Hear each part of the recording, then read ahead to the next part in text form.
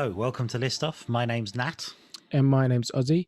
And this week we're doing top 5 Daves. Yeah, as in the name Dave. Dave. Or David. Or Daffyd. Or Daffyd, I guess we could have some Daffyds. Taff. I hadn't thought of that. We could have lots of equivalents from different languages, but I haven't really. I guess I could have. I probably, if I wanted to do a David, I would have. Yeah. If I wanted to do David Ginola. Yeah. Is he a David or is he a David? David. Oui. David. Where? Yeah. But mainly because I think Dave is the best name. I had like a pet named Dave. I really didn't have a boy, but if we had a boy, I'd want to call it Dave, and not David or Davy, like when they're a little baby, but Dave, baby Dave. Yeah. I'm not a big fan of name Dave. I like Davy as a name. Davy in the sort, and also if you're Scottish and you're Davy, I think it's a great name. Yeah, that's right. I think it's a great name. If you're Scottish, I think that's got a great ring to it. Got a nice musicality to it. Dave, I think, is one of those names that I suspect is going to go out of fashion soon. Feels like you're not going to have babies called Dave here. That's what I'm into. Babies called Dave. I just think it's great. Well, Okay. like if I had a dog, it would be called Dave. You know, I don't like dogs, but if I did, it'd be called Dave. And I'd be in the park going, Dave. Dave in comedy terms is often one that feels like, you know, it's a thing often that's like a shorthand that compares might use as a name like, oh, what's your name? I bet it's Dave, because there's always a chance of the age group of people that come to comedy clubs that if they're not called Dave, someone in the audience will, and it always gets like a ripple of laughter because of like the just the metrics of it. There's almost bound to be a Dave in the room, and there'll be a ripple of laughter, and there'll be someone go, oh, he's called Dave, and it's a bit of an easy go-to because you can get the, you know, there's almost always someone called Dave, and it'll get a laugh. And it'll have a bit of audience interaction, and it makes the compere look like he's created a bit of comedy rather than just said something that is pretty much always going to be the case. There's almost certainly always a Dave in the room. I think that makes sense. Having looked today at the Wikipedia page, people whose name is Dave, I would be surprised if it wasn't the most popular name for notable people ever in the history of the world. Yeah, there's a huge number of Daves. Daves everywhere. But it didn't stop me having trouble coming up with the top 5. Yeah. A smaller number or a larger number, very easy. A 5 was tough because the threshold to getting into the 5 was tough, I think. Got it. The David is of Hebrew origin, meaning beloved. Of course, right. The famous king of Israel. And then in another olden Dave is 6th century bishop St. David, as he became, who found his monastery and all that in his native Pembrokeshire. I've been to that monastery. It's good. Yeah, good place, good spot. The old St. David's, and those are your olden Daves. But I think probably we got the more modern Daves. Yeah. I didn't. Do you know what? Perhaps I'm wrong too. I didn't really mess around with the olden Daves. Yeah. I just did modern Daves. Nowadays, yeah. And the present Dave, as we call the them. present Daves. Some of them are not in the present. Right, I get it. Or are they? One of yours has got to be not in the present. One of them is not in the present. I'm just 2, in fact. Well, there's a lot. It depends It depends on how we view the living. All right. Then. Well, because also I should point out, because some of my Daves are fictional Daves, which is also allowed. Got it. Yeah. So they're living in the minds of the people that enjoy them, but not necessarily in Daves of Wonder, in the real world. Yeah. Yep. All right. So we're going to count down our top 5 Daves, our salad Daves, if you will, and you're going to kick us off. I am. My number 5 is David St. Hubbings from This Is Spinal Tap. So he's Michael Mckean in This Is Spinal Tap. He's a fictional Dave, but a fictional Dave who is almost real. This Is Spinal Tap, very much like a classic comedy movie, and the movie puts pay to the idea that all improv is bad, by proving that sometimes if you get exceptionally talented people, improv can be really good and really funny. David St Hubbins was born in Squatney in East London, which I find as funny as a name. But part of the thing I really like about Spinal Tap that a lot of people don't talk about is almost the same way that we were talking the other day about Alan Partridge, how it's so real that he's almost such a real character that although I find the name Squatney really funny, I would almost prefer that it was trying to be completely legitimate, or even if they called it Stepney or whatever, they just made it a real place, because the character's so well realized, despite the fact, and this is a thing that I think is slightly controversial, but to me, the London accents in This Is Spinal Tap are silly, and they're not really like London accents at all, and yet I totally buy it. It's like I forgive it totally, to the point because they're so real in other ways that I kind of forgive how poor some of the Americans doing English accents are. Although I think Christopher Guest, he's in the House of Lords, isn't he now, or something? He's I think his dad's a lord of some sort. But yeah, Michael Mckean is David St Hubbins. He's a lead singer of Spinal Tap. He is probably not as quotable as some of the others are, but he is still the sort of the main. If he's not the main character, he is the co-lead, I would think, in the movie. I think it's a great movie. I think he is a very great realised David, and that's my number 5, I think. Nice. I haven't watched that film in ages. I need to watch that again. Too good. It's like 80 minutes, if that. Oh, brilliant. As well. That's a great running time. Brilliant. I'm going to get on that. My number 5 is David Seaman, Arsenal and England goalkeeper of the 90s and early 2000s. I'm an Arsenal fan. David Seaman was around for a very long time, had 405 appearances for Arsenal, 75 caps for England. He won 3 championships, 4 FA Cups, League Cup, European Cup Winners' Cup for Arsenal.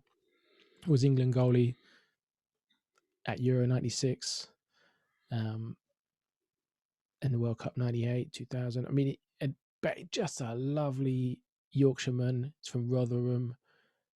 Like one of those big men, big heart, lovely voice, loves fishing.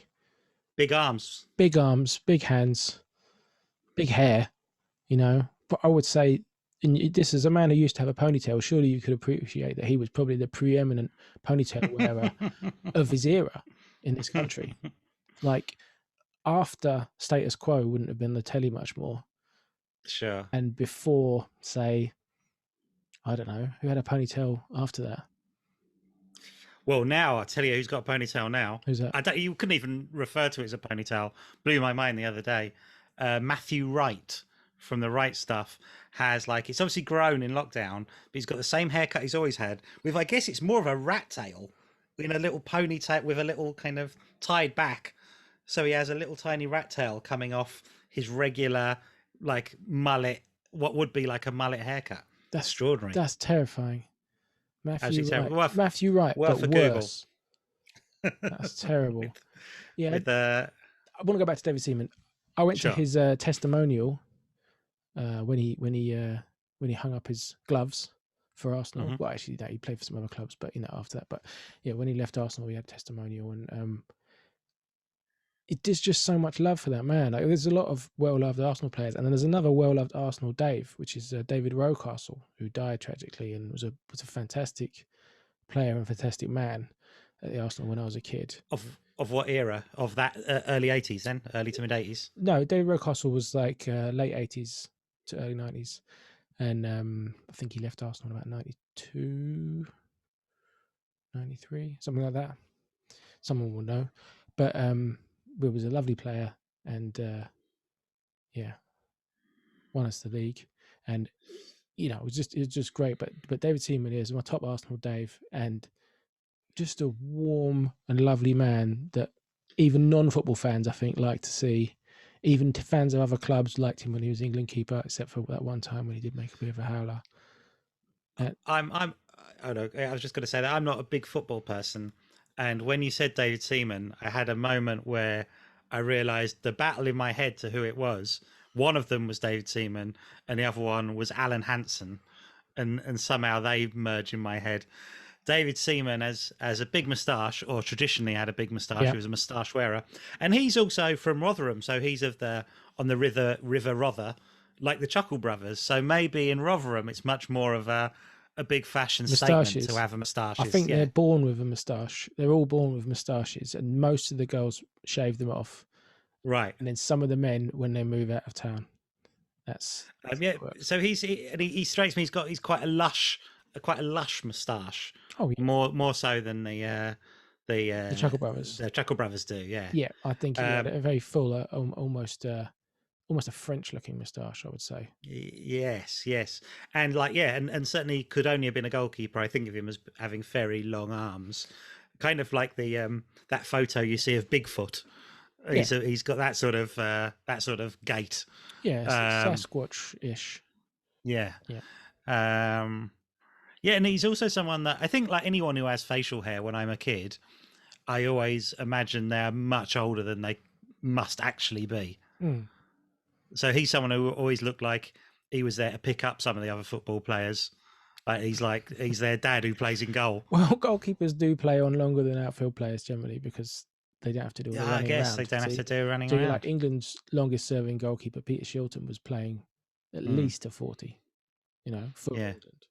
So, yeah, that they do stay around a long time. And one thing I didn't know about David Seaman that I found out today, because I don't follow the celebrities, I follow the football, but I don't follow the celebrities. But he went on Dancing on Ice, and I think he did quite well. And he then married his partner on Dancing on Ice, Frankie Portney.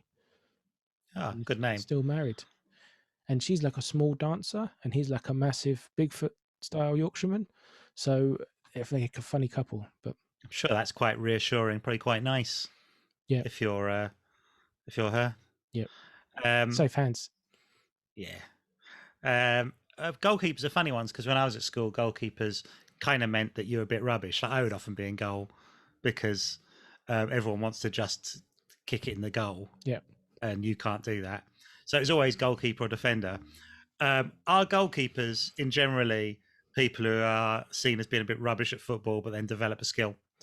Or are they trained as goalkeepers from the beginning? Well, they're trained from goalkeepers relatively early if they're going to be really good, I think. Nowadays, goalkeepers have got a lot of skills on the ball. They can really kick the ball and pass and, even, fiddle about doing tricky stuff when people try and get the ball off them. But traditionally, they'd be big guys who were a bit mad and didn't mind jumping into the way of an onrushing man with big boots on. You have to have a bit of a death wish to be a goalkeeper, I think. In school, do you reckon there's still play bad players in goal? Yeah. Or defender? That's your worst place, isn't it? Defender. Like, yeah. Wing back would be where you play the really bad players in school. But I know, I think you still would get put in goal if you didn't want to play out. It's just people who don't want to do running around. Oh, I'll just put in goal. I'll just stand over here. Yeah. And spit on my gloves. Don't know. I'll do that. That's my number 5, David Seaman. My number 4 is another fictional Dave. It is David Callan from the series Callan, as played by Edward Woodward, as drawn by Herc, possible future guest on this show. Yeah, definitely. Who drew me or painted me a Callan painting for my birthday recently. David Callan is he's kind of an ex-army man who only really wanted to be in the army because he's obsessed with war games, little toy soldiers, and joins the army. And at some point prior to the beginning of the series Callan, he's sort of too good. He's very good at anything and he's the best. And so is brought into the Secret Service to essentially be an assassin for the Secret Service. But he can't do it because he has lots of kind of mental breakdowns and can't kill people. He hates it. So the Secret Service it plays the Secret Service as very kind of sadistic. So later on, they then recruit him. I think it's meant to be about 5 or 10 years later, as an assassin again, with the idea that he'll have to be an assassin for the Secret Service, or that he himself will be put in a red file that means that he will be killed by other members of the Secret Service at some point in his life. That's rough. So he has to become an assassin for the Secret Service, even though he can't do it because he can't handle the idea of killing people. And yet that becomes his job. So it's a series about a man who is forced to become an assassin, even though he doesn't want to.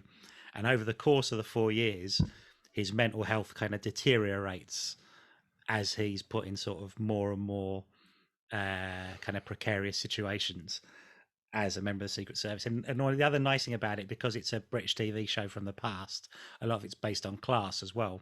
So the other people that work alongside him are people that went to good schools and universities who think that he shouldn't be there. And even though he's got this terrible thing, doesn't want to be in the job, they resent him for it because they feel that even though he's the best, that he shouldn't be because he went to all the wrong schools. Yeah.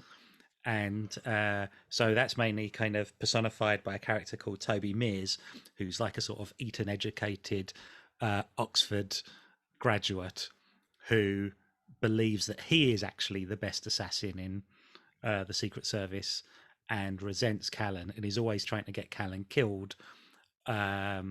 But the thing is that Callan is just better than him, so can never get the upper hand. And all Callan wants to do is play with his soldiers, and he just wants to kind of live in his sort of small flat on his army pension. But he's constantly drawn back into this world, and so it's all class. It's all about to be very suspicious of the Secret Services and to sort of very paints them in a very sort of sadistic, negative way. And essentially, he's put in this thing, and he's an assassin who you're supposed to have sympathy for, and he almost needs to generate a reason why someone has to be killed. So he often does a thing where he has to try and investigate and try and prove to himself that these people are bad in some way, which he rarely does, and is sort of forced in the situation where he's trying to work out, well, this guy's a Nazi, or this guy's so he's got constantly having to do his own research to try and justify in his own head why someone deserves to be killed by the Secret Service. And it's all about the politics involved and how so much of people who are assassinated for completely dubious reasons that have nothing to do with right or wrong. And that's the sort of premise of it. But it's a great show where it feels kind of modern, like a sort of way you might do a sort of modern show in HBO or something, where it's every series kind of changes. By the end of the series, the status quo changes. So it just turns. And then at the end of one series, when you kind of get used to what the show's about, it turns and becomes about something else and about something else and about something else. And it's a really great series, I think. I never watched it. I mean, I know you're a big fan. I know a bunch of friends of ours are big fans. Well, I only watched it for the first time a couple of years ago. I'd never seen it. And but what's really telling about it, I watched it a couple of years ago, and I've watched it twice all the way through. So that's my thing of it. So well impressive. I'll have David Callan as my number 4. My number 4 is David Lynch. Film director, writer, producer, artist, coffee maker, musician, everything. Love David Lynch. Huge. Like I watched Twin Peaks when I was too young to watch Twin Peaks because it was on the evening when my aunt would come around and babysit, as my mum would be out and my dad would be out at work, and she would come around. I think it was a Tuesday. I don't know if that's right. I think it was a Tuesday. Yeah, and it'd be on. And she wanted to come around and babysit, but she also wanted to watch Twin Peaks.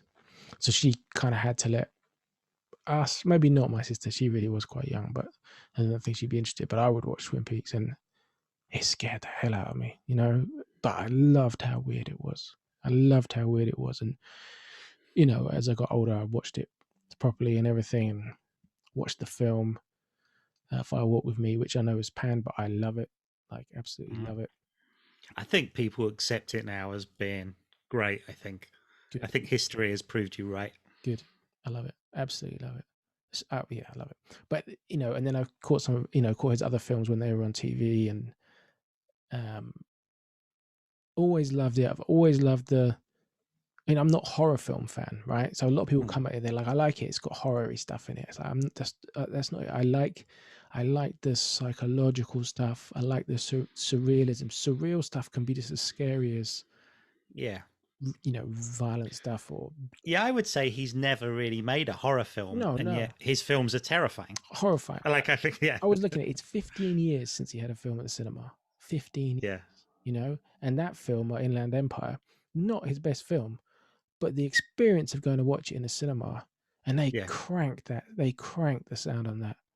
I don't know if I saw it with you. I'm not sure I did, but I wonder if I saw it at Haymarket. I wondered if I saw it with you. Yeah, maybe that sounds right. It was definitely a big screen, and the sound was just oppressive, and the feeling in that film, it keeps occasionally cutting to, I think it's a balloon. And I've never been more terrified looking at a picture of a white balloon in my life. The tension and the dread. When that goes through all of his films, the dread goes through all of his films and all of his work. That kind of foreboding. And then there's absolute beauty and tons of comedy. And he's definitely, like, of American film directors that are alive, for me, it's him and Terrence Malick. Those are my boys. You know, like, absolutely. I can't believe he hasn't made a film in 15 years. Like, yeah, and they've both managed to be kind of, you know, artists in a way that some people would be hard to justify. But it's just absolutely what he does. Then you've got to have that. Like, you've got a million people making films that is just films, and they're working and they're getting paid and they're doing a film every year or two. Brilliant. We've got loads of them. You need to have people like that who are just, well, he hasn't made a film for 15 years because the right thing hasn't come through and he hasn't got funding for it and whatever, you know, like that. I'm sure, you know, when he made Mulholland Drive, it was like, hey, he's back making big movies with like film stars and stuff, you know. It really felt like that. And then I think he made Inland Empire, and it was like, yeah, no, cancel that guy again, you know, like, that guy's too weird. I guess the big project was Twin Peaks, wasn't it? The Twin Peaks: The Return, which was the sort of big sort of was it 10-part or 12-part sequel that everyone was worried about, that I haven't watched. And then while it was on, you were still kind of worried and going, what's this? And then he still feels like he's completely moved forward and moved away from the stuff he was doing on Twin Peaks, and yet he's doing something completely different, and yet it's still definitely Twin Peaks. And yet it feels like he's come along. I need to watch it. I've been saving it, I don't know, for the right moment to watch it. I remember our pal Hayley Campbell had a thing where she started watching it and was going, I hate it, it's rubbish. And I was going, do you know what? Every time I go to watch it, I'm never looking forward to it. And then at the end of it, I'm always sort of like blown away by it. And then they were the early episodes, and by the end, it was just like, I can't wait to see it. And then she did a 180 and was going, oh, I love it. It's amazing. And it's like, yeah, he's done it. He's absolutely smashed it. Yeah. I really love him as a man as well. Just like to hear him talk and stuff, and just praising things in the world and saying things he loves. And yeah, I think he's top. He's top Dave. I wouldn't call him Dave though. Would you? No, unless he corrected me. I'd call David Seaman Dave, but I wouldn't call David Lynch Dave. Okay. That way. My number 3 is maybe an obscure Dave to the mainstream, but some people know why he's on the list, and that is David Masicelli, the comic book artist and cartoonist. Yes. Because he has not done a great deal of comics work, and I guess probably whenever he passes away, his obituary will be that he sort of teaches art in one of the big universities now. But he was a comic book artist who kind of came to fame doing kind of fill-ins on things like Daredevil, and then did just regular Marvel comics. regular Marvel comics, just penciling, and was kind of good but not exceptional. And then he ended up teaming up with Frank Miller, produced a Daredevil book called Daredevil Born Again, and then the artwork was really going places.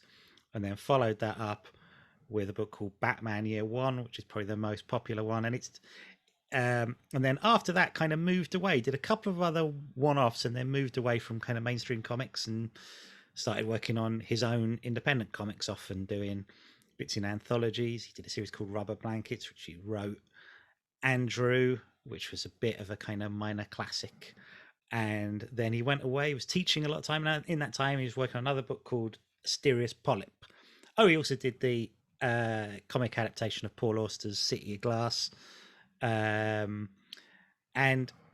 partly I think the reason I like him, apart from his artwork, which is terrific, it's that I was looking at comics recently, and I don't buy a lot of modern comics, and I realized that the ones I do buy are by people who are completely influenced by David Masicelli, and his influence and his impact on that world, having not produced that many pages compared to people that have had a career in comics, is vast. And the influence he's had on the people I think of as my favorite cartoonists is like, without him, I just can't imagine who I'd like or what I would like in comics. He's a real kind of, in the 80s, I think he's just completely redefined a style or created a style, kind of influenced, I guess, like by people like Alex Toth, but even though that's definitely where it comes from, the people who I like now, it feels like they are versions of David Masicelli. Yeah. I mean, I'm annoyed that I didn't think of him on my list. He, like for this, like you say, small body of work and stuff. It's no exaggeration for me to say Batman Year One, which is what, 4 issues? 4 issues. It's 4 thin issues of Batman. You get them collected together into a book. I think there's quite a nice edition out there now, isn't there? Yeah. Batman Year One, for me, is the definitive Batman book. Like that, if you're going to read one Batman book in your life and be like, oh, what's all this Batman stuff about? It's about those 4 issues. Like Batman Year One is astonishing, and it's just exactly, for me, that's just the essence of Batman and Gotham City and it's one and the Inspector, Gordon. Commissioner Gordon. That's the definitive Commissioner Gordon. And we were saying the other day how, like, when they cast the Batman film, what I was saying about it was that the thing about in the Christopher Nolan ones, when they cast Gary Oldman, before you go, oh, perfect, he looks exactly like Commissioner Gordon looks like. And then when I watched it, to me, it always felt a bit like, oh, no, but he's not being like Commissioner Gordon is in Batman Year One, so it's a bit wrong. He's not being like it, but I swear they cut the look of him and how they cast it was to just like, that looks like David Mazzucchelli's drawing of Commissioner Gordon. Absolutely, yeah. With the sort of moustache hanging over the lip and everything, just absolutely. The character is just not the same, but the look is exactly the same. Yeah, 100% where they've got it from. Yeah, absolutely. It's very much the definitive Batman book, and we've both worked in comic shops, and when you have people go, recommend me a Batman book, it's always going to be Batman Year One. Yeah. And if you don't like it, it just means, that just means you like bad Batman comics. That's sort of how it works. It's like, oh yeah, you won't like any of this stuff then. You buy anything then, get anything. Like it's good. It's good comics. And I really like that journey of working in Marvel and DC and then just going, all right, I've done it. Kind of leaving at the top and then doing your own work, I think is a really kind of creditable and also I think it sort of hits the point where you've kind of can't do any more with it, and you sort of end up teaching and to sort of fund you doing your own personal comics, which aren't going to make tons of money, I think is a real great thing to do. And also to leave at the top when you have I say leaving at the top, it's funny, whereas I'm sure he gets lots of residuals off of Batman Year One because it's a very popular book, but it is funny. One of the things that's often funny is that you can look up the letters that Batman Year One got from the regular Batman readers, who all are going, I hate this artwork. Why can't we get whoever was on it back? This is terrible. This guy can't draw, and that kind of crazy comic book people are. Yeah, I mean, just to say, David Mazzucchelli, I don't buy comics these days or whatever. You know, it's my collection's kind of legacy. You know, and I get rid of bits and I get rid of lots of stuff. There's no way I'd get rid of anything David Mazzucchelli from Daredevil Born Again onwards. Just got to have it all. It's just essential visual work, another level. Good Dave.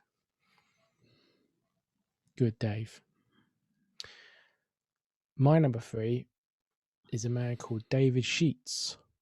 And he's better known as, but still not very well known as, Mr. DJ. And he is essentially the DJ for Outkast. Very well known, you know, hip hop duo. Absolutely world famous household name, at least 20 years ago. And he was just their DJ, literally going on tour with them, playing the records in the background for them to rap over, that kind of thing. But as they got away, the early Outkast records are produced by Organized Noise, 3-man production team from Atlanta. And as Outkast grew into themselves after their second album, they started doing their own production, and Mr. DJ produced 2 tracks on their third album, Aquemini. Produced The Art of Storytelling Parts 1 and 2, which are just incredible. Now, these are the first 2 songs this guy's ever produced, and they're incredible beats, and they're part of what made existing Outkast fans be like, what's going on? This is amazing. He produced other Outkast songs, Knowing and Flip Flop Rock, on their big double album, you know, with both separate parts. And he produced great songs for the Goody Mob, Black Ice, Still Standing, Soul Sunday, and he produced Killer Mike's My Chrome, Killer Mike, who's now in Run the Jewels. And he produced most of the Stankonia album, the big album before the crazy big album, as part of Earth Tone 3, which was the 3 of them being a kind of production crew. Short-lived. They did like random remixes for like NSYNC and Gwen Stefani, and then kind of disbanded. And he hasn't done a lot since then. I'm sure he's very busy, but he's never kind of got, considering he had his hands in all these absolutely colossal records that really went around the whole world. Yeah, he hasn't become famous, and he hasn't managed to sort of bring his own artists through or anything like that particularly. I'm sure he's very busy doing great stuff. I think he's a nice man from when I've had any dealings with him and stuff. But he's these few songs, just a handful of songs that he made in the late 90s, you know, to early 2000s are some of my favorite songs ever in the world. Incredible music, and he's like this seldom spoken of factor in these Outkast and Goody Mob records and stuff. So yeah, Mr. DJ, David Sheets, just a huge Dave for me, massive Dave that nobody really knows about. I think that's great to put a spotlight on some of these Daves. Yeah, I really like the sound of that. He's a rare Dave, but he's a top Dave. It's got to be in there. An absolutely essential Dave for me. An essential Dave, and a yeah, Dave of yore, because I don't think he's around now doing stuff. My number 2 is David Lynch. Already come up. I thought you'd have him. Very much of the same thing. I mean, I'm a couple of years older than you, but I sort of felt like Twin Peaks was possibly pushing it in terms of what I should be watching at that time.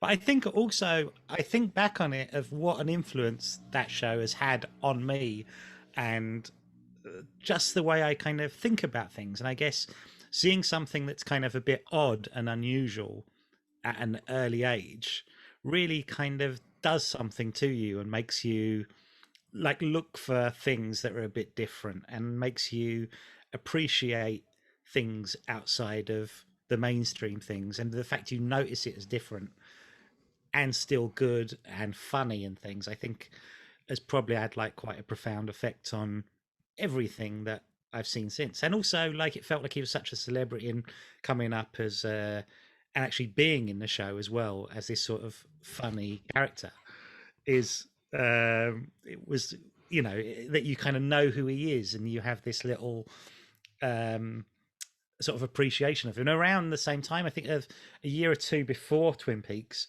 I'd seen The Elephant Man, and that's another film that had a massive effect on me. And yet I had no idea it was David Lynch till like a couple of years after that, when the two things came together. And for him to do this thing which seems very kind of Victorian, very British kind of story, and it's then when you watch it again, you can kind of, there's bits of it where you can say, of course it's him, of course it's him that's done it.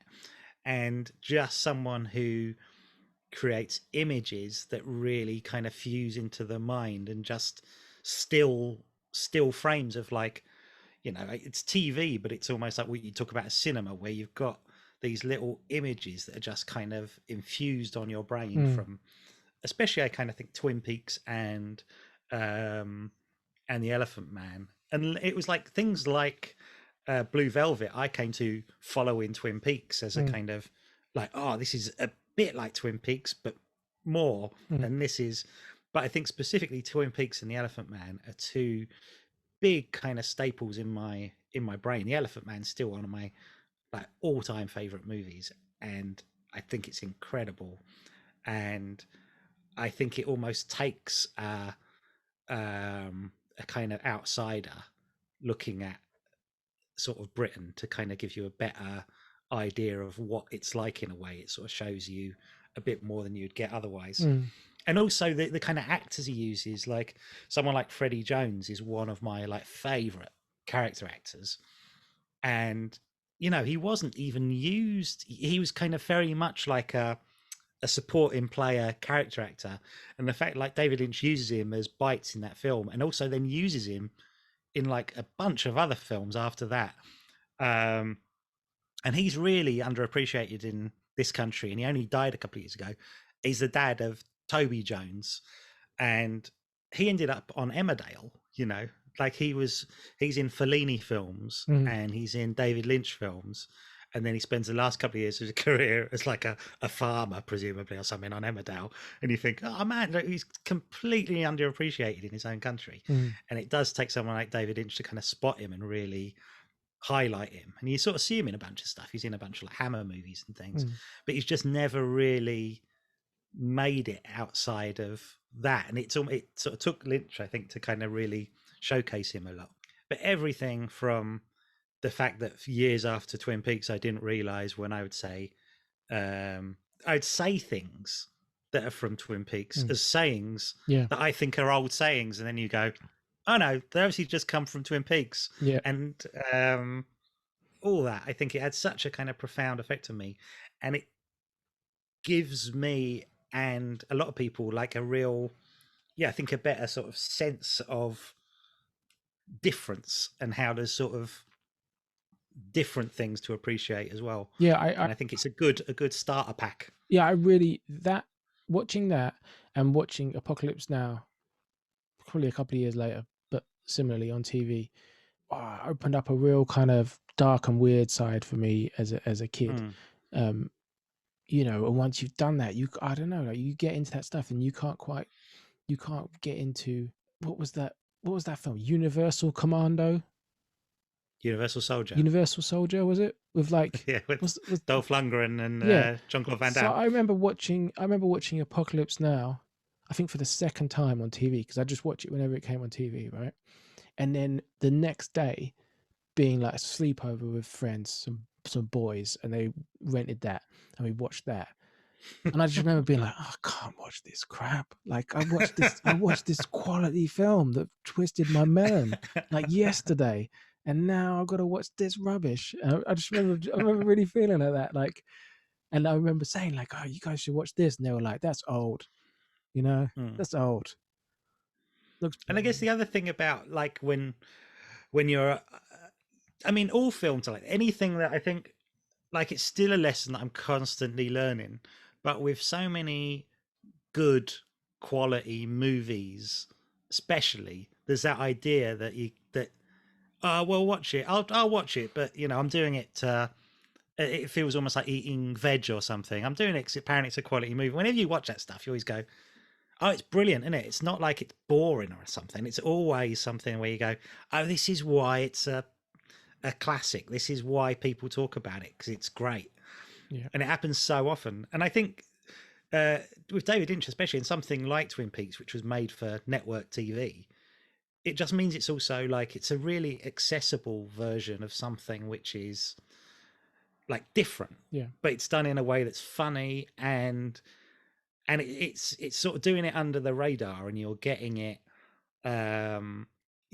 fed to you in a really sort of bite-sized way, which if you're watching it and you're just watching a TV show, you can watch it and it just be a TV show that's a bit weird, and you can kind of go, oh, it's like a murder mystery, I guess, or something. I guess I could watch this. This isn't strange or something. And it's almost, the more it goes in and the stranger it gets, you're already in by then, because you think you're watching it's like a new murder show on TV or whatever. I'll watch it, and then you're sucked in, and you're 6 episodes in, and you're totally involved in all the characters. And halfway through the second series, you find out who did the murder, and you realise, oh wait, this isn't what this is about. Yeah, it's magic stuff. And I have relatives that watched it that would never have watched David Lynch films. They wouldn't have bothered going and seeing them at the Renoir or something. Do you know what I mean? They wouldn't. It's not. They didn't go and see. They were at that time in their life. They were middle-aged people that weren't going to see, kind of artsy, films, and yet they'd be watching Twin Peaks, and I love that. You're right. It's kind of snuck in. I saw David Lynch once at the NFT BFI South Bank now, and he was it was one of these things where he's promoting transcendental meditation while lots of people were trying to show clips of his films, and he was really accommodating. He was really accommodating for what it was, and he was just doing like a question and answer, and it was one of the things where it's so entertaining, like. People it's that thing where Q&As at those things are painful, always painful, because people ask terrible questions. Yeah. But it's like, if you've got someone like him, he's able to answer all those questions in a way you just come away from it going, brilliant, fantastic. And it's like, and at the time, I think it was, before Twin Peaks came back, and someone put a hand up and said, Twin Peaks, we're always expecting like a sequel. I was thinking that it's probably hard to do a sequel nowadays. I thought a good format for it would be a computer game. Would you consider doing a computer game, David? And he's like going, yeah, I would.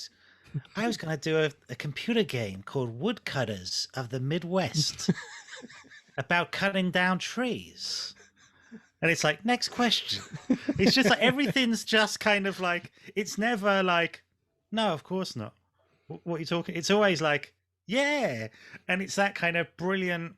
There was a thing where, someone asked him about his hair, and he was talking about, I just have a very good barber. Apparently he uses no product. That's what he says. He says, a very good barber, grows like that naturally now. Lots of things. He's just like really open about anything. Yeah. And it was like, he was like receiving these stupid questions that usually make anyone kind of go, oh, why am I here?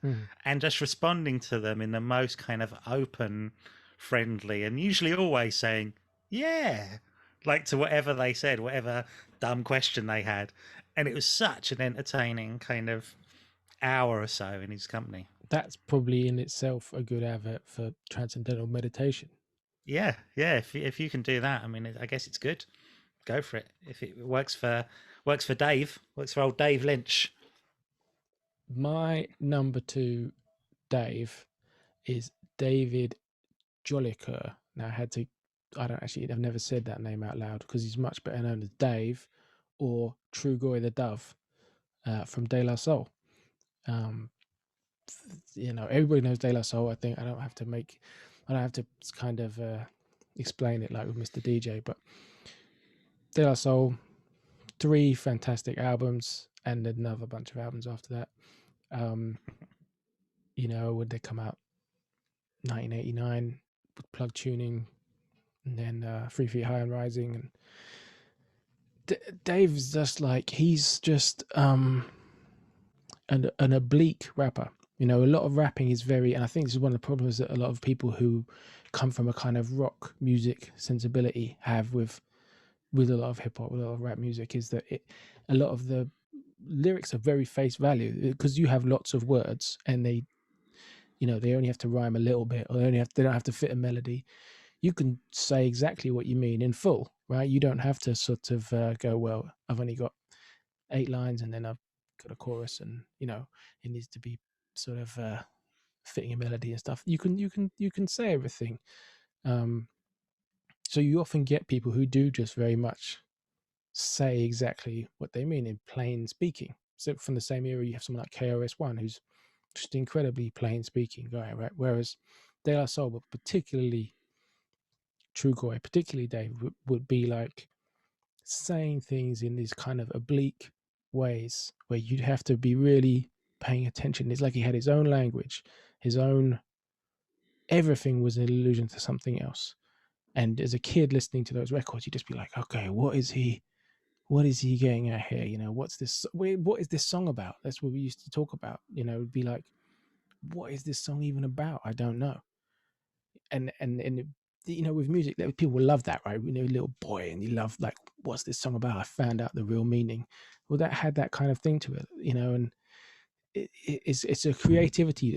I'm not just happy to say this stuff and have this message or have this idea. I'm gonna wrap it all up in bows and, you know, kind of obscure it and then tease you with bits, and then we're all in on the same joke and stuff. Just beautiful stuff. So such a laid back presence on the microphone. You know, such a creative guy. So, you know, the ideas for all these songs are phenomenal.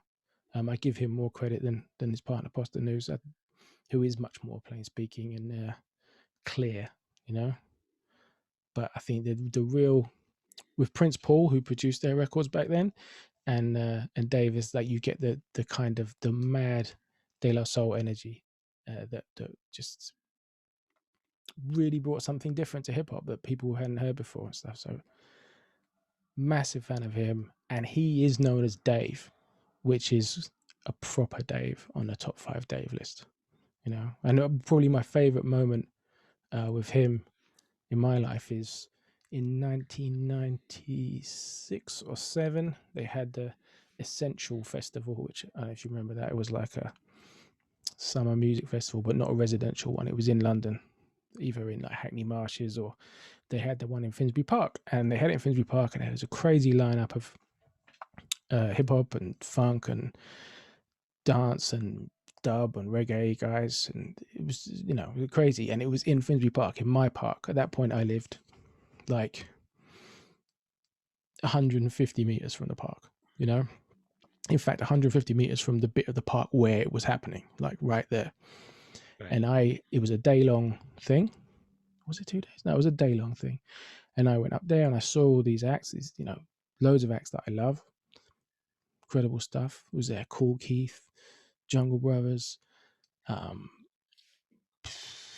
was there? Schoolie D. It was like real amazing lineup, and De La Soul headlined, or I think they headlined, and you had them standing up on stage being like, Finsbury Park, make some noise. And I remember just being like, I'm from Finsbury Park, that's where I'm from. You know, these guys are from Long Island, and I've been listening to their records since I was like 10, you know, and I love them, and here they are on stage shouting out my park, you know.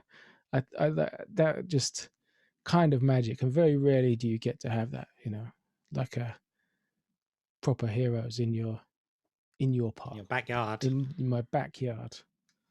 So yeah, Trugoy the Dove, that's my number 2 Dave. My number 1 is David Bowie. What?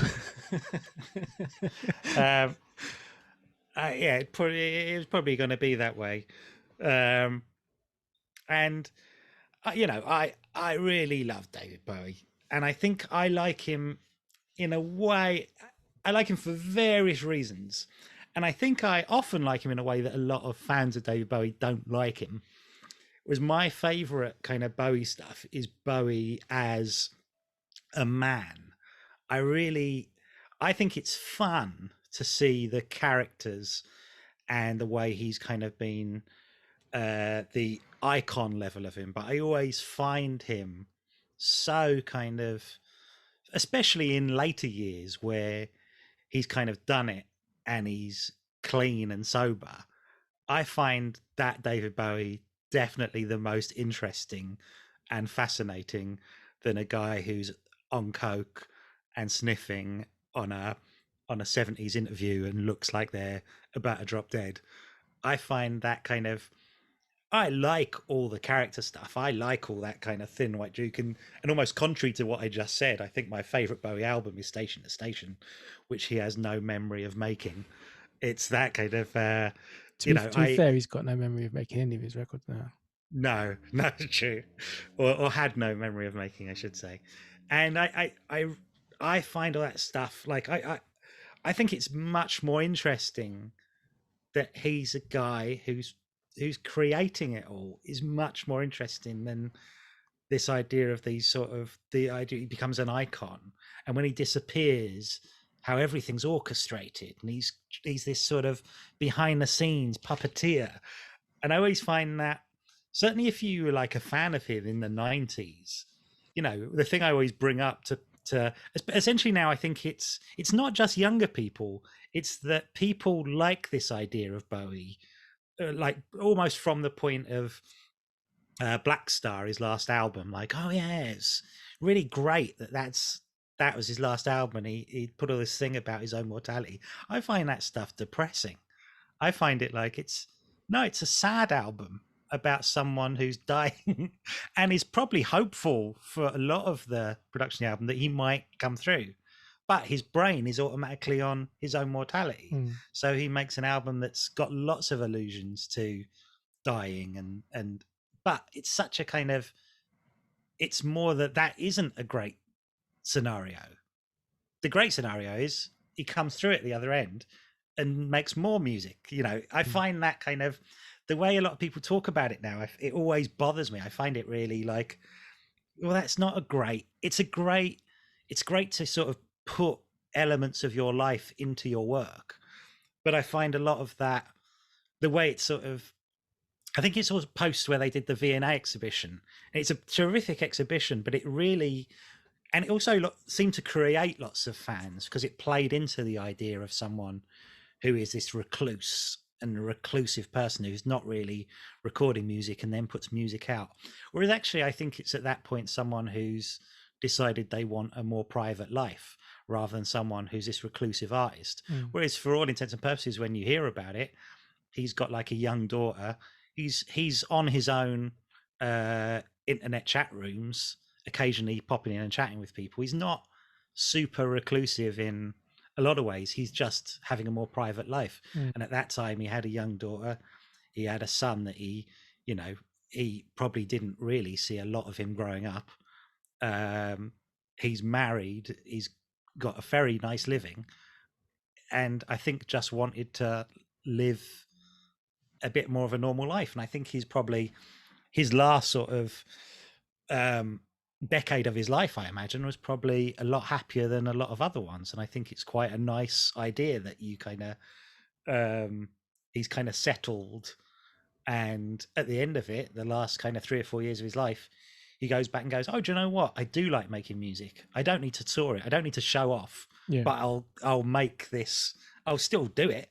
I'll do it for me, and I'll hire all my favorite musicians and musicians I like, and we'll go to a little recording studio and we'll just make it because I can still make the music and put it out.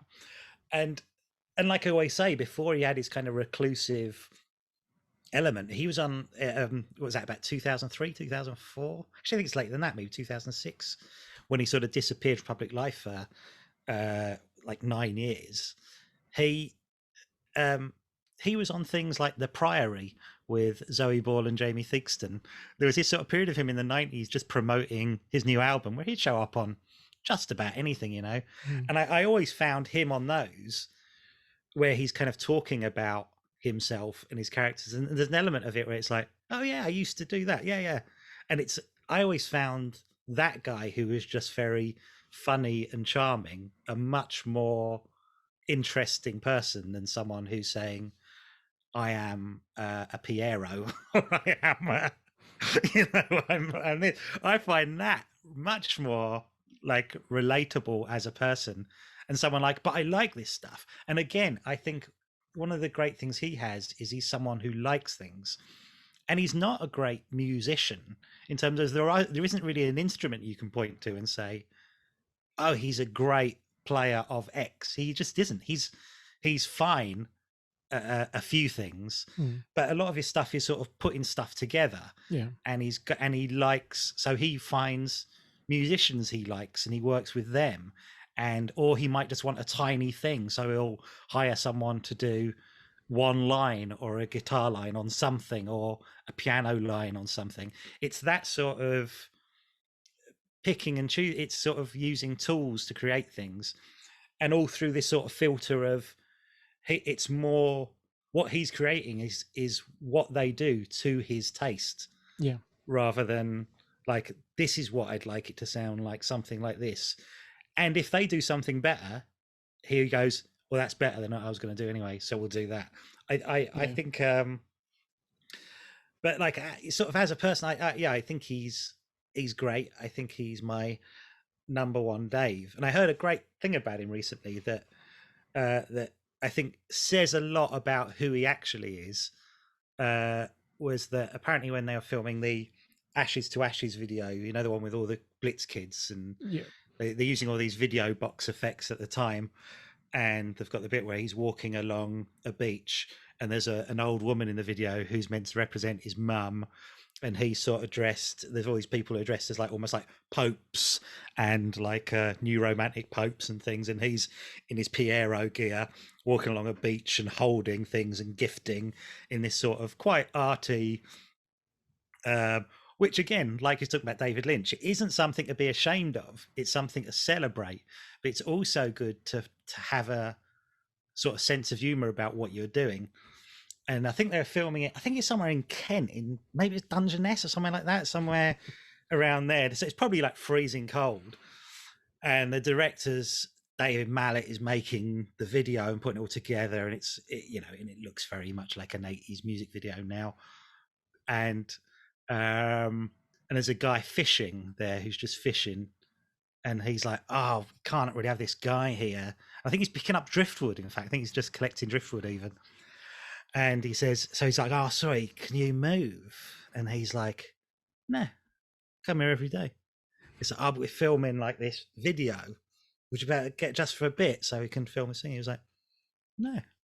And then the director apparently pointed at David Bowie and said, do you know who this is? And the guy went, yeah, it's a cunt in a clown suit, he said. And he said, and it was one of those things that afterwards, David Bowie would always think, like when he was doing something, he was going, if he was doing something like, is this good? Or am I being a cunt in a clown suit? And it's that way of thinking about what you're doing is a really good indicator of who, like, it's that, there's a thing you've always got to remember, like, is that good or am I this? It's like, and I think it's that kind of thing where, and him sort of, tells that story, and it's a funny thing that says a lot about who he is and his own sense of humor about what he does. And I think now what the world wants is an icon, and they're much more interested in an icon than they are of the person who made this stuff. Yeah. Which I think it's silly. I think if you like it, you want to know who is he? Yeah. And that's closer to who he is than often the thing he'll put out. And now the idea of him becomes this kind of iconography. And I always think that's a shame. I think that's a real shame about it. Yeah, I think you're one of the few people who thinks that's a shame. I definitely see your thing of like the reaction to his last record. I think I was still working in a record shop then. When did it come out? 2016, right at the beginning. Oh no, I wasn't looking at record shop then. Anyway, it was like the people were like, "Oh, thank God he's made a good, like, credible album before he's died or when he's died, because now I can forget about everything he's done since like 1986 or something, and I can erase that all, and I can go back to just sort of like having this icon kind of enigmatic character, and ignore the fact that he was a much more down to earth man making questionable records for like 20 something years. I mean, do you love all those 90s records?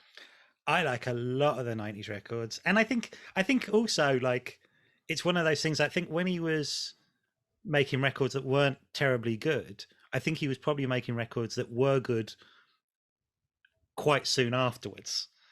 But it's that sort of, I think people always, there was a thing where people used to always say, like, when a new record would come out, go, well, this is the first good record he's done since Scary Monsters. But you'd go back and go, but you said that about his last record and his last. So this idea was that he was, and I think he was aware that he was seen almost like a legacy act, like post from the kind of 90s onwards. And yet the reviews he'd get would people go, oh no, it's like one of his old albums, but they were like that pretty much. I think there was only really probably, I guess, mid to late 80s to there was probably a 10-year period where what he was doing wasn't great, but even within that, the stuff I think is really good. And I think he was aware of it as well. He became like, it was that thing of him saying, oh, I don't really want to be like some of these other artists. I want to just do what I want to do. And also, I think, like, you're a massive fan. You should like the stuff that some people don't like. You know what I mean? I think you should be able to find good stuff in that. I think that's cool. I definitely have that with my favorite. Oh, there's a lot of bad stuff as well. Okay. There is still a lot of bad stuff, but I think there's probably more good stuff than I think he gets credit for in some of that period. Yeah. And he produced Walk on the Wild Side, didn't he? Yeah. With Mick Ronson. Like that, the stuff he's done along the way that didn't get brought up that much when he died, was like, and what he's contributed to other people's music in kind of supporting. I think in a lot of ways he is a producer. Yeah. As well. That's sort of what he does with himself as well, and with his own thing. And that thing where, he's in bands in the 60s and then when he becomes like a solo artist almost by default, it's like, all right, well then it just means I get to choose my bands all the time. And that's so this tour I'll work with these guys, and on this record I'll work with these guys. But if I'm doing a record, I don't even have to work with these guys on every track. I can work with this guy and I can bring these people in. And it's that sort of, so I think in a way he is like a producer. And he even said, I know he said about himself, like he was always like, when he'd hear it back, he goes, oh, the thing with his own music is, he goes, I hate my own voice, but I'm David Bowie. Like he doesn't like his own. He can't replace himself on them. Yeah. That's a bit that he would be like the most, if I get another singer, this would be really good. So he's always trying to be like, well, try and sing in a way that I can kind of think that's all right. But in his first single as well, I think it's from 66, I Can't Help Thinking About Me. He always said he had his worst lyric, which is, my girl calls my name, hi Dave. And so he's definitely a Dave to his pals, Dave Bowie and girlfriends. He's definitely a Dave. Dave Jones, isn't he? Dave Jones, yeah, he'd be Dave Jones. God, you don't get many of them. Dave Jones. Yeah, but there's no other Dave Jones on the planet, right? No, be the only one. It's a very unusual name. Iconic name. One off. When we said we were doing Dave's, I was like, cool, great, I'll have a think about that. And as soon as I thought, I was like, oh, I know who Nat's number one is going to be. But I didn't think of my number one until I'd had the rest of my five. And then I got my number one. My number one, I think you'll guess who it is. Can you guess who it is? I think I can guess who it is. Go on. Should I guess? You guess. Is it old Dave Attenborough? It's Dave Attenborough. It's Sir Dave Attenborough. I don't think he's a lord. Sir Dave Attenborough, 95 years old, couple of weeks younger than the Queen. Definitely more universally loved in this country. If we had to elect a person to be elevated to godhood or sort of preserved with ever life or something, I think this country would elect Dave Attenborough to that position. I think he's incredibly well loved presenter, figure, naturalist, not naturist, and you know, just it's that kind of thing where there's sort of a backlash against kind of posh people nowadays, or oftentimes throughout time and stuff, and he always comes through unscathed. You know what I mean? Like, no one goes, I never hear anyone going, I don't like David Attenborough, he's too posh. You know, everybody loves David Attenborough. I've never heard anyone having a moan about him. His you know, just grown up with all his wildlife programs, all the kind of Wildlife on One stuff, and then when they started doing the Life of Plants, you know, that stuff, Life of Mammals, every way through his career in my lifetime, they've stepped up the quality, and they remain the greatest makers of these wildlife shows in the world. And the scripts which he'd often be writing were like moving and spare and vital and important. There's one, and I couldn't find which one it was. There's one where he, in the last episode, he kind of goes from these apes, these baboons or something, living in larger and larger groups and coming out of the trees and living on the plains in larger and larger groups, socializing, and saying that's how they kind of evolved, by being social animals and having all this dexterity and opposable thumbs and stuff. That's how they evolved into us. And he just kind of cuts to like a scene in a city, and the camera just keeps going out and out and stuff. And it's just I couldn't find the clip, but the spiel that goes along with it is just amazing. And you think of that famous take of him on the boat doing this thing about the largest animal that has ever lived on Earth, a blue whale, and then the blue whale breaches behind him, and it's like, how many takes of that would you have had to have done? He must have done it 1,000 times to get it to just breach at that moment. Astonishing. But that's all, you know, that all that wildlife stuff is amazing. And then he was controller of BBC Two in the 60s. When it started, I think, right? Controller of all programming for both channels for a while.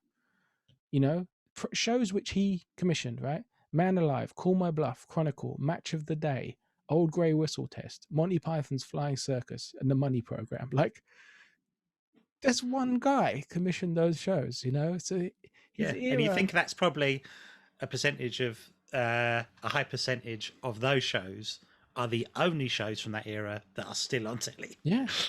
Unbelievable stuff. Like, unbelievable stuff. And just, you know, as a person of championing the preciousness of the earth and how we need to look after it and that kind of thing, he's been banging that drum as long as I can remember. You know, do you remember when it was only acid rain, and that's the only thing we had to worry about? Acid rain in 1988 or whatever it was. Acid rain. And that kind of, that's my first kind of awareness of these kind of eco issues and stuff. And he's always just been on that and kind of unrepentantly sneaking that into all his programs and being like, but of course, if we don't look after this land, these animals and life will desert us. I mean, I think I think those nature shows are really like one of the things that the BBC can point at and go, oh yeah, we're world beaters. Yeah. World beaters at this stuff. And even things like when they do those quite like fairly big budget movies now, they did that, in the States, they did that March of the Penguins. Yeah. And it's like the footage is like, it looks daft, you know, compared with what the BBC do. Yeah.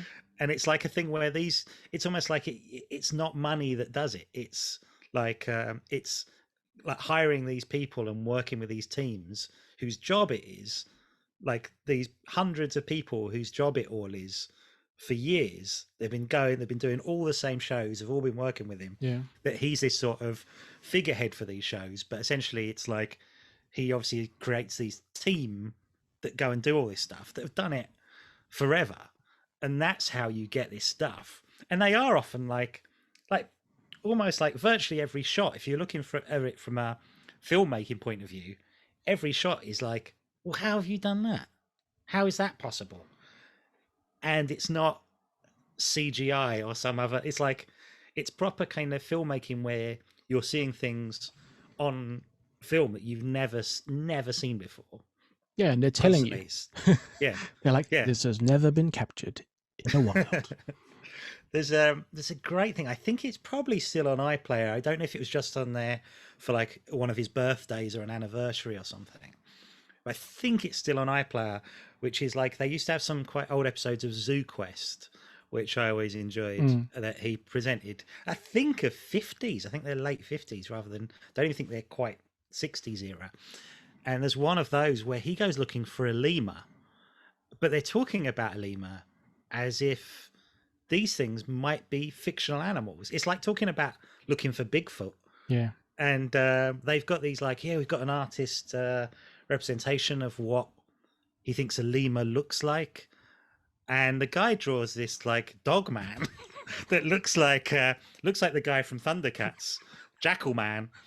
And it's like, we think they look like this. And it's like, so it's basically a man with a dog's head, like a sort of thing from like an Egyptian hieroglyphic or something. And you go, this is crazy. Yeah. That you think in this, like in his lifetime that he's done. And actually within the film, they go, oh yeah, that's it.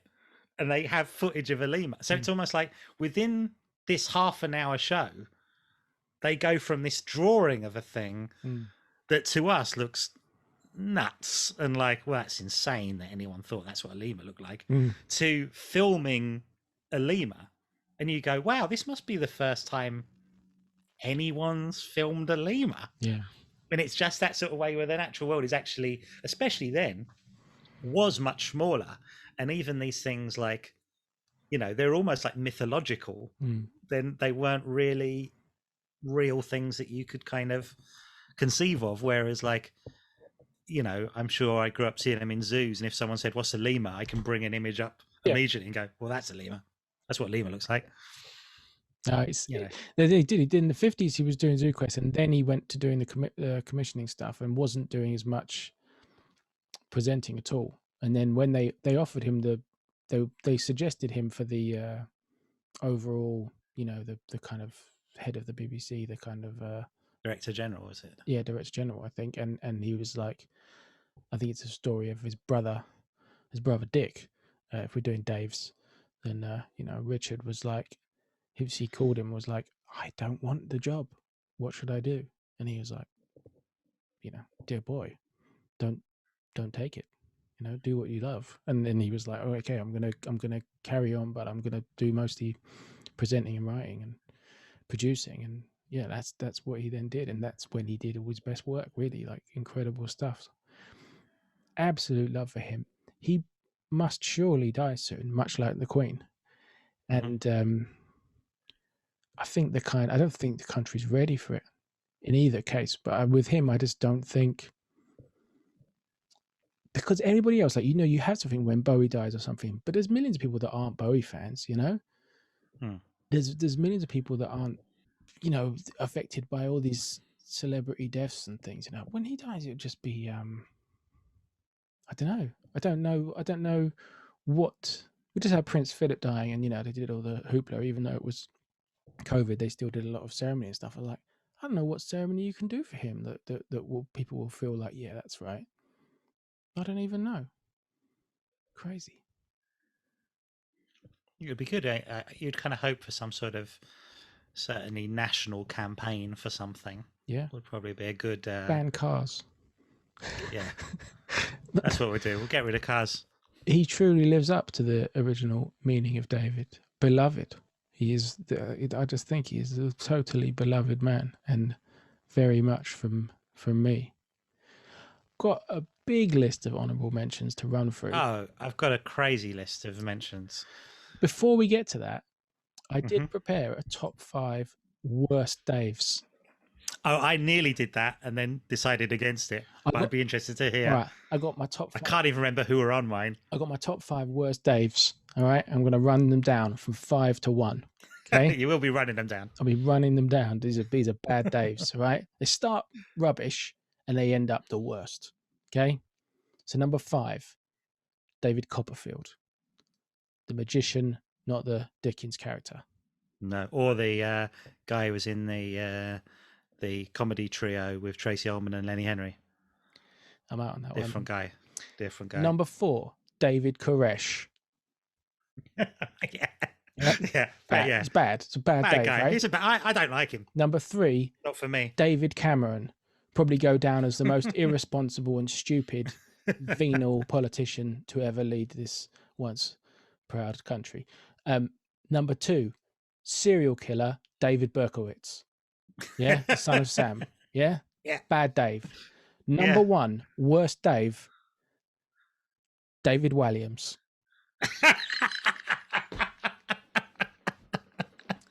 All right, let's get on to honourable mention. Well, I say a good honourable mention in this show should be one of our regular correspondents, Dave Russell, who often comes in and gives us some good lists. Honourable mention. It'd be wrong to have you in the main list, Dave, for obvious reasons. And we've also not been able to include friends or people we know we decided would be a good... Uncle Dave would get a shout from my family. Sure, of course. Yeah. That's a given. But we couldn't... We thought we've got to draw the line. Yeah. David Byrne, I think I like it. And partly one of the things that really impressed me is that living in London, central London, walking about, you quite regularly see famous people. I have never been more starstruck or blown away when I saw David Byrne walking through Soho. He felt slightly mythological to me. I sort of just couldn't believe it. Did he have the couldn't believe I was seeing him? Big shoulder pads. Didn't have the big suit on, disappointingly, but I still recognised him. I'm a fan of his work, but I think he's an arsehole. But that's could fine. be. Yeah, could be. I'll do you one. We'll go back and forwards. I've got Michelangelo's David, which I've never seen in person. I've seen the remake, the knockoff in the V&A or the British Museum, one of them. I would like to get to Florence and see it because I think it's astonishing and just absolutely amazing. When you think about the time it was done, it just blows your mind. But you have to be fair. He can't be a top 5 Dave. He doesn't do anything, does he? No, just stands there. But a great. I don't know. I would say that's a great honourable mention, though. I think I should run down some quickly because I think I don't have a lot to say about them, which is probably why they wouldn't be. David Cronenberg, David Hemmings, David Lapham, another comics one, Stray Bullets, David Lean, David Letterman, David Mamet, David McCallum, David Niven, Dave Prowse. Dave Prowse. David Sedaris, Dave Chappelle, David Thewlis. Yeah, I had David Thewlis. You think of David's and you think of his amazing face. Yeah, and also I really do like David Thewlis, as he's probably of my acting Davids. I would have put him top of my acting Davids, I think. Be cool. And great. I really like him. And it was when I saw it, it was close to being in the list because I went, he's a great David. I was thinking of Keir Delay in 2001, who is, of course, the Dave of which is Hal says, "I'm afraid I can't do that, Dave." Yeah, good Dave. David Copperfield, the book. A bad Dave I had was Dave Perry, that guy with the bandana who used to be on Games Master. Yeah. Didn't like that guy. He's a bad Dave. I love that. Dave Perry. Interesting Dave. A guy that I will see on David Rodigan, the dancehall and reggae DJ, but who also in the 70s and 80s had like a sort of acting career, so often pops up on like BBC dramas. Always weird to see him pop up on things. I didn't know. Oh yeah. He's in lots of like 80s BBC things. Things in like Juliet Bravo's and the I did Bills not and know things. that. Ram Jam Rodigan. Yeah, Amazing. but sort of a funny person to see pop up in these things, and also like I think he's beloved in Jamaica from what I believe. He's like the most famous English person in Jamaica. Well, he's certainly a massive character in that world. Other ones I've got on my list is got a couple more rap related ones. I've got Santan Dave from Streatham. He's great. I've got David Willis, who is the hip hop producer. Ski is most famous for producing much of the first Jay-Z album. He's great, slightly under the radar hip hop producer. Another producer, David Axelrod. Massive fan of David Axelrod work, and he worked with David McCallum on his records. So there you go. David Hemmings has got some. He's got one good record. I don't know. Recommended. Happens. David Ruffin of the Temptations. Avant-garde body popper David Elsewhere, who you might remember from the Scene in the Rain car advert or whatever it was. Oh yeah. Does the body work in that and stuff. He's not body work is in a car, but the body popping and stuff. He's just a phenomenal dancer. David Porter, Isaac Hayes' writing partner on all the classic Stax records. Yeah, of course. Dave Sitek from TV on the Radio and producer of the Yeah Yeahs and everything. Yes. I like a bit of David Hockney, even when he's hacking it out on an iPad. You've got to give respect to Dave Seville of Chipmunks fame. And he's a Dave as well. Yes, Dave Seville. David Toop, British music journalist and member of Flying Lizards. Big fan of his. Because he sold his records into the record shop where I worked. I even have a signed press photo of LL Cool J, which says, "To Dave, thanks, LL Cool J," which I've contemplated changing my name to Dave so I can frame it. I contemplate saying my name to Dave quite a lot. And my favourite drummer in the world, currently drumming, Chris Daddy Dave, who's just a phenomenal drummer. And his surname is Dave, which I think qualifies him for the list, but is unusual. And there's a guy who's just called Dave, right? That's Santan Dave. That's Santan. It is Dave. Santan Dave. That's Dave. But he's not even the best rapper called Dave, unfortunately, because of True Goy from De La Soul. But yeah, Dave. It's a shame I don't really like the film Dave with Kevin Kline. That would have been I've never even heard of that. Oh yeah, it's where like he's a guy called Dave, but he's the double for the president, and you know it's like they bring him in to replace the president, and he's just a guy called Dave. He's just a regular guy. Is the thing of it? He's not what people will not be able to. It'll blow their minds when a regular guy has to meet like a foreign leader or something. Yeah, and he'll just be like a normal guy and not Dave, like the president of the United States. It's a good name for. I think that was a film made before the idea of the president of the United States has been so devalued. Yeah. The idea of some bloke doing it was seen as like a kind of crazy idea for a film. Yeah. I also really like Dave Pearce, the radio DJ. Right when I was a kid, and then up to the early 90s, and then he got famous for doing all this dance music that I wasn't that into. But before that, it was kind of like, I think he was like a soul boy, and then he had a hip hop show. I think he had her first hip hop show on British radio, and yeah, I liked Dave Pearce back then, and it just reminded me that I've got a bunch of records in my record collection that all came from one shop, like a charity shop, and they all have written on them in a sort of felt tip Disco Dave on them, and I've always really liked that Disco Dave. So I don't think they're even the best records, but I'm not getting rid of them because they've got Disco Dave written on them. Yeah, love it. If I'm in Brighton, I pop into Dave's Comics. Quite a good comic shop in Brighton. Definitely. No, I'm a big fan of the Daves. Big fan of Daves. Good Daves. We've done a celebration. Yeah, a celebration of Daves. To summarise, we've done the best of Daves and the worst of Daves. The worst Daves of our lives and the best Daves of our lives. Yeah. No, I think this has been a Dave to remember. All Stop now. Yeah, I mean, I'm not coming back. Let us know your favourite Daves. So it's hard to be comprehensive about this because the page of Davids on Wikipedia is like a couple of days worth of reading. It's very, very long. A couple of Dave's worth of reading. Daves of reading. Yeah, that's right. But more than a couple, way more than a couple. Yeah, and there's really a lot of Daves out there. We didn't have any Daffyds. No, that might have been like maybe we need to go back at some point and do a Daffyd update. Davies, if we find any good ones. Die is the same, isn't it? Taff. Any of them. Let us know. Also, this means you can let us know any other names you would like us to do. Yeah. I'd be up for doing some more Daves. Not Daves, names. We can't do more Daves. Dave's part 2.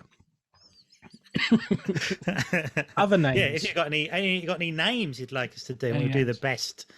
And sometimes we might even do the worst ones as a treat. But I think a very good list of Daves we've done. I think we've covered a lot of the good Daves, some interesting Daves. If you like the show, like it, recommend it, review it. All them things. Give it 5 stars on whatever platform you listen to it on. Yeah, I don't think we've had a review yet on Google Podcasts because I don't think anyone uses Google Podcasts.